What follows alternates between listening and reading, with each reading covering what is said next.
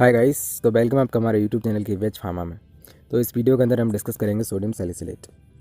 Sodium salicylate एक non steroidal anti inflammatory drug होता है जो कि फीवर के अंदर और पेन की कंडीशन में हम इसको लेते हैं। ये भी सोडियम सैलिसिलेट भी एक एस्पिरिन की तरह ड्रग होता है, लेकिन ये एस्पिरिन के कंपैरिजन में लेस इफ़ेक्टिव होता है।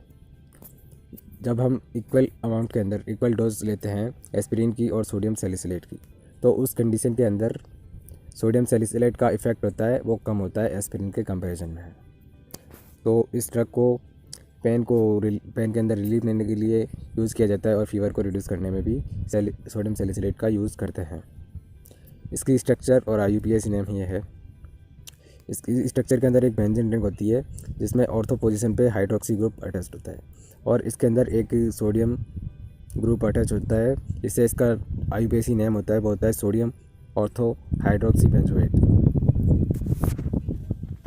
आप इसका मैकेनिज्म ऑफ एक्शन देखते हैं। सोडियम सैलिसिलेट प्रोस्टाग्लैंडिन सिंथेसिस को इनहिबिट करता है।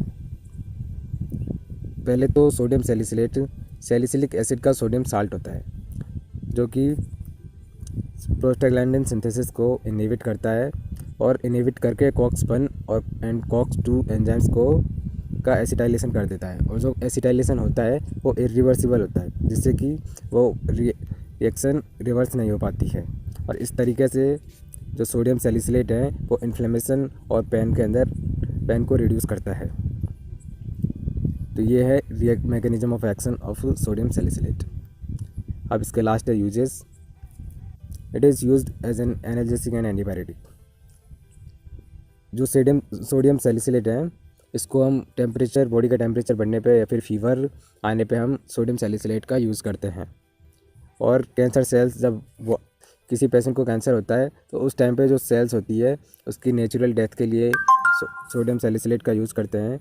और नेक्रोसिस, इसको एक्सटर्नल फैक्टर्स की हेल्प से सेल डेथ को करवाई जाती है कैंसर सेल के कैंसर की कंडीशन के अंदर। और जो सोडियम सैलिसिलेट है इसको एस्पिरिन के सब्स्टिट्यूट के रूप में भी इसका यूज़ किया जाता है, क्योंकि कुछ पेशेंट होते हैं जो एस्पिरिन के लिए हाईली सेंसिटिव हो जाते हैं, जिसको एस्पिरिन हम नहीं दे सकते हैं। तो उस कंडीशन में हम उस पेशेंट को जब पेन होता है या फिर फीवर की कंडीशन होती है तो उस टाइम पे हम उनको एस्पिरिन ना दे के उनको सोडियम सैलिसिलेट देते हैं। और इसी वजह से आजकल एस्पिरिन का जो यूज़ है वो बहुत कम हो गया है और आजकल सोडियम सैलिसिलेट इसकी एस्पिरिन की जगह पे प्रेफर करते हैं। तो ये है कंप्लीट सोडियम सैलिसिलेट। इसके अंदर हम सिंथेसिस नहीं देखेंगे क्योंकि सिंथेसिस सिलेबस के अंदर कुछ कंपाउंड है उनका ही दिया गया है, तो इस वजह से हम सिंथेसिस नहीं देखेंगे। So thanks for watching. इससे पहले आपने यदि अभी तक चैनल को सब्सक्राइब नहीं किया तो चैनल को सब्सक्राइब कीजिए और बेल आइकन प्रेस कीजिए। Thank you.